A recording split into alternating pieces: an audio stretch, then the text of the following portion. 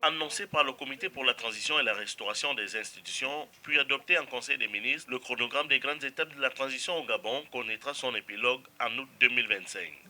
Entre satisfaire les attentes légitimes des Gabonais à qui les militaires ont promis la félicité et répondre aux exigences d'une communauté internationale, les Gabonais réagissent. Il va falloir que le CTRI joue franc jeu parce que tout simplement, au-delà de 2 ans, le Gabon risque d'être frappé par des institutions financières internationales qui suspendent toute aide en cas de régime militaire. La situation du Gabon, c'était une crise politique. Et donc 24 mois, nous trouvons suffisamment raisonnable pour mettre en place les instruments de gouvernance. Une précipitation pourrait nous amener à retomber dans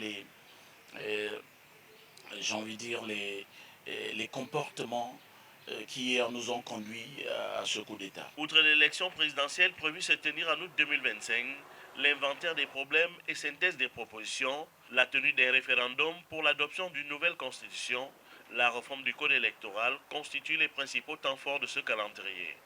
Mais pour cet analyste d'éthique politique, c'est au respect des annonces qu'on jugera les militaires. Ce pouvoir a déjà été au pouvoir.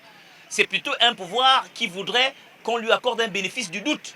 Et que c'est peut-être un pouvoir qui se dit, bon, en réalité, nous pouvons mieux faire.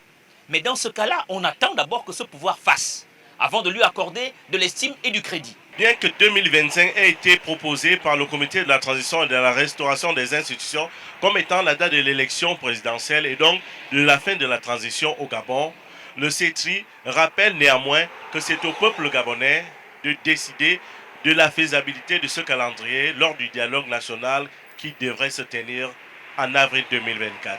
Jérôme Wilfried Obangom, à Libreville, pour Africa News.